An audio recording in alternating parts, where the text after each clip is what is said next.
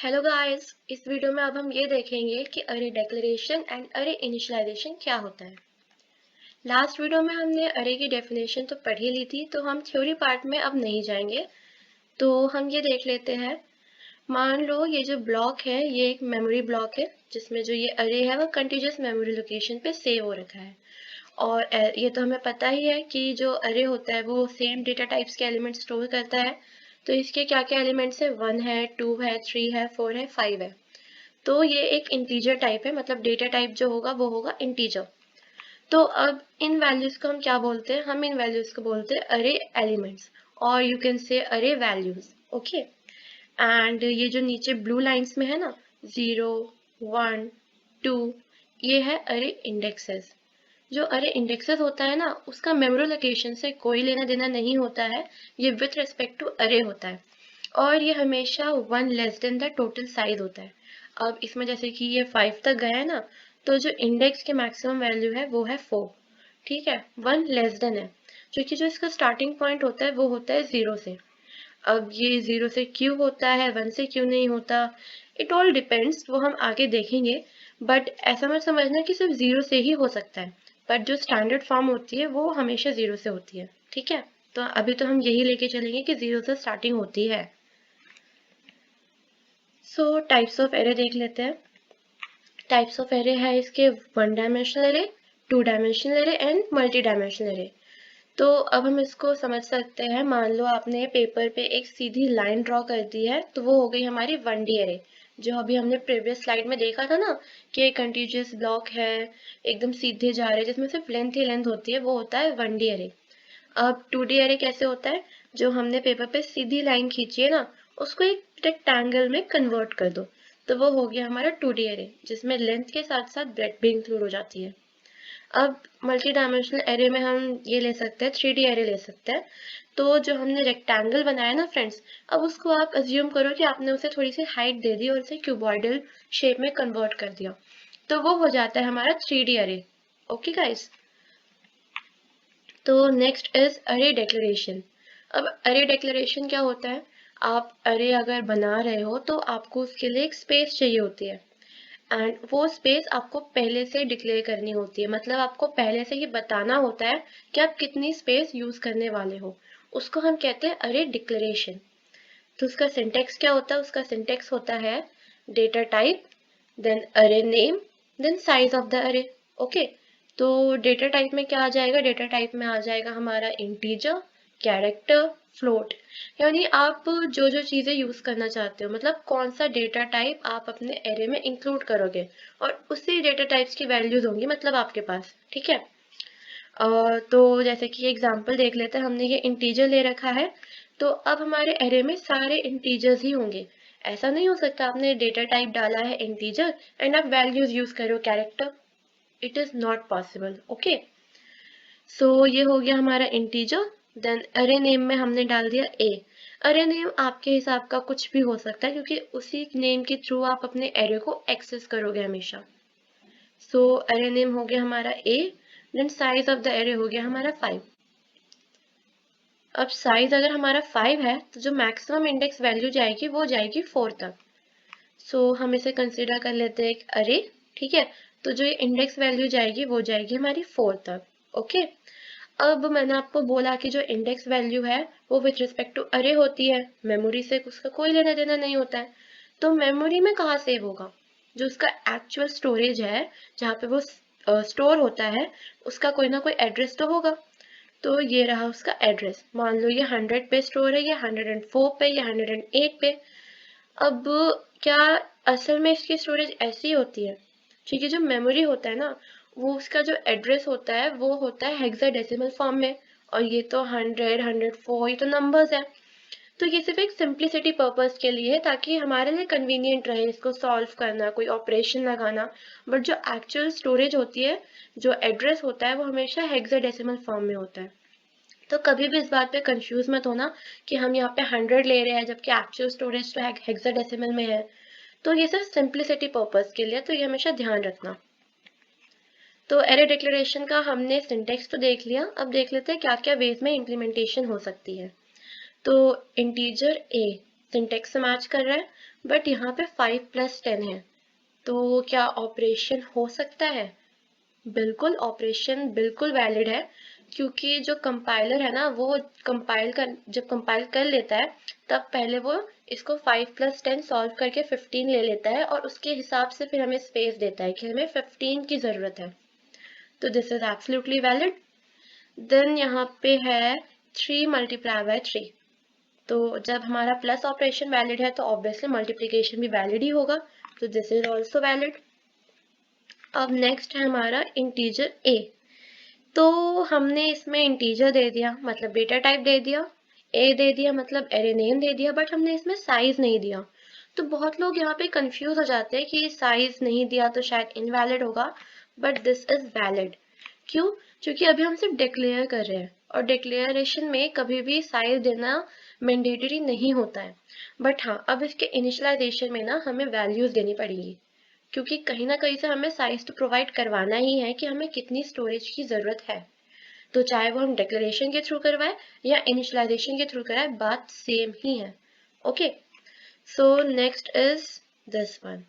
अब ये थोड़ा कॉम्प्लिकेटेड है, बट इसे देख के कभी डर मत जाना, हम सिंटेक्स के थ्रू चलते हैं, ठीक है। सबसे पहले है इंटीजर। ओके, डेटा टाइप हो गया। देन है ए, तो हमारा नेम भी हो गया, अरे नेम। देन ये है, अब इससे हमें साइज मिलना चाहिए। तो जब 4/2 है तो वो तो वैलिड हो जाएगा, क्योंकि सारे ऑपरेशंस वैलिड है तो ये भी वैलिड हो जाएगा। बट ये बी के अंडर में है, तो ये भी वैलिड है, क्यों? वो भी तब जब हमने जो ये बी है ना उसको पहले से डिक्लेयर कर रखा हो, मतलब हमने इंटीजर बी लिखा हो पहले से, तो ये हमारा वैलिड है। मैंने अभी नहीं लिखा है, बट इट इज अंडरस्टूड कि पहले मैंने इसे डिक्लेयर कर दिया है, उसके बाद मैंने इसे यहाँ लिखा है, तो ये बिल्कुल वैलिड है दोस्तों, ठीक है। अब एरे इनिशियलाइजेशन। एरे इनिशियलाइजेशन क्या होता है? मान लो हमने जो स्टोरेज ले ली है, जो हमने एरे डिक्लेयर करके एक पर्टिकुलर स्टोरेज अपने एरे के लिए ले ली है, उसमें वैल्यूज डालना, उसे हम कहते हैं एरे इनिशियलाइजेशन। तो ये कुछ तरीके हैं, अब हम देखते हैं इनमें से कौन से तरीके सही है और कौन से गलत है। तो सबसे पहले ये है इंटीजर A5, तो ये तो डिक्लेरेशन हो गया। अब डिक्लेरेशन के साथ भी हम इनिशियलाइजेशन कर सकते हैं। उसके आगे इक्वल्स टू लगाया, देन कर्ली ब्रेसेस खोले, देन जो भी हमने इनपुट डालना है, लाइक जो भी हमने वैल्यूज डालनी है हम यहाँ पे लिख देंगे 1 2 3 4 5। अब यहाँ पे इंडेक्स 0 पे ये 1 स्टोर हो जाएगा, इंडेक्स 1 पे 2 हो जाएगा, इंडेक्स 2 पे 3 हो जाएगा, ऐसे ये स्टोरेज हो जाएगी। तो this is valid. Okay, and next is integer a. Then यहाँ पे हमने वैल्यूज तो डाल दिए, बट ये हमारा जो ये है ये खाली है। तो हमें, मैंने आपको बताया था, चाहे आप डिक्लेरेशन के थ्रू दो या इनिशियलाइजेशन के थ्रू दो, तो ये जो चीज़ है हमारा लेफ्ट हैंड साइड में जो है ये हमारा एरे डिक्लेरेशन है, एंड राइट हैंड साइड पे हमारा एरे इनिशियलाइजेशन है। तो इनिशियलाइजेशन से हमें पता चल रहा है कि जो कितने एलिमेंट्स हमें चाहिए, कितनी स्टोरेज हमें चाहिए, तो ये भी वैलिड है, क्योंकि हमें साइज तो पता चल ही रहा है ना फ्रेंड्स, चाहे डिक्लेरेशन से पता चले या फिर इनिशियलाइजेशन से पता चले, हमें साइज पता करना होता है। तो हम यहाँ पे आ जाते हैं, यहाँ पे है इंटीजर A5, देन ये ब्लैंक है। अब ये ब्लैंक है तो ये वैलिड है या इनवैलिड है? ये इनवैलिड है। क्यों? क्योंकि यहाँ पे हमने 5 साइज तो डिक्लेयर कर दिया, बट इनिशियलाइजेशन कुछ किया ही नहीं। जो हमने स्टोरेज ली है हम उसको कुछ यूज तो करें, कुछ करे तो उसमें, ऐसे थोड़ा ना बस हमने स्टोरेज ली और उसको छोड़ दिया। ओके, सो ये इनवैलिड है। अब जो ये वाला मेथड है ना, ये बहुत ही ज़्यादा सिंपल है एंड ऑनेस्टली ये कभी यूज़ में नहीं आता। क्यों? क्योंकि हमने इसका डिक्लेरेशन तो सही कर दिया, बट इसका इनिशियलाइजेशन जो होता है ना वो 1 by 1 होता है। लाइक 0 इंडेक्स पे हमने 1 डाला, देन 1 इंडेक्स पे हमने 5 डाला। अब मान लो आपको 5 इंडेक्सेस तक करना है, तब तो ठीक है, चलो हम एक एक करके डाल देंगे। बट अगर हंड्रेड्स ऑफ एलिमेंट्स हो हमारे पास, तो ये करना बहुत ज़्यादा टाइम टेकिंग टास्क है, तो हम इसको यूज़ नहीं करते। बट ये मेथड जो है वो बिल्कुल वैलिड है, इसलिए मैं आप लोगों को ये बता रही हूँ।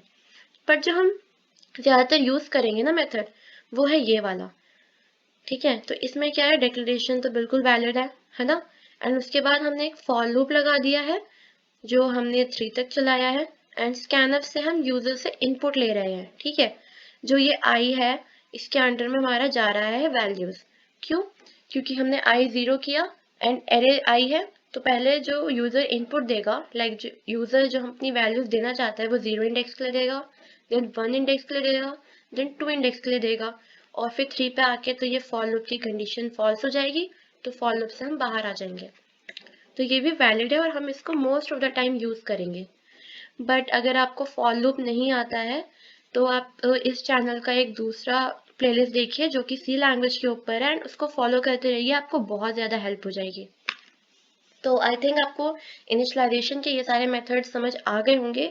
इतने ही मेथड्स नहीं है, मेथड्स और भी है, बट मैं आपको एक बेसिक आइडिया देना चाहती थी कि इनिशियलाइजेशन कैसे कैसे हो सकता है। Now next is declaration and initialization में आपने क्या क्या डिफरेंस सीख लिया इस वीडियो से। Declaration is all about storage and initialization is all about values. अगर अभी भी आपको इनमें कोई confusion है तो हम एक एग्जाम्पल के थ्रू समझने की कोशिश करते हैं।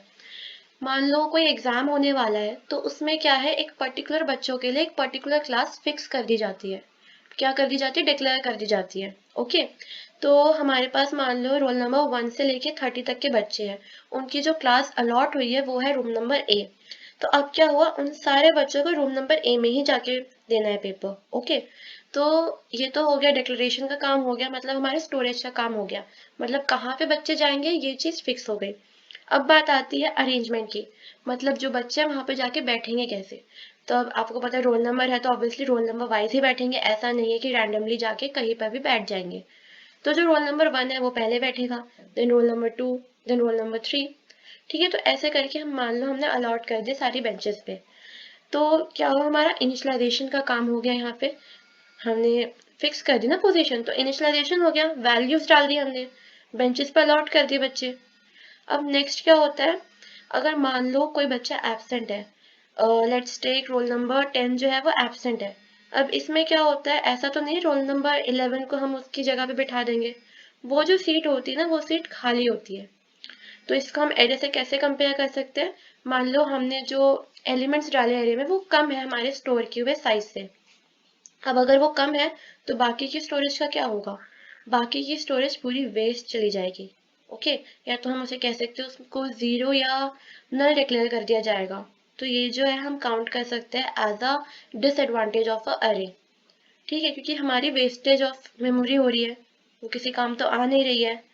तो आई थिंक अब आपको थोड़ा आइडिया मिल गया होगा, और ये एग्जामिनेशन वाली चीज़ हमेशा ध्यान रखना अगर थोड़ा सा भी कंफ्यूजन हो तो, क्योंकि आप अगर कंपेयर करेंगे तो आपको एक आइडिया मिल जाएगा। ओके, एंड फिर भी अगर आपके कोई डाउट्स है तो आप कमेंट सेक्शन में बता सकते हैं, फील फ्री टू आस्क। मैं पूरी कोशिश करूँगी आपका डाउट्स क्लियर करने की। सो थैंक यू गाइस, आज के लिए यही तक।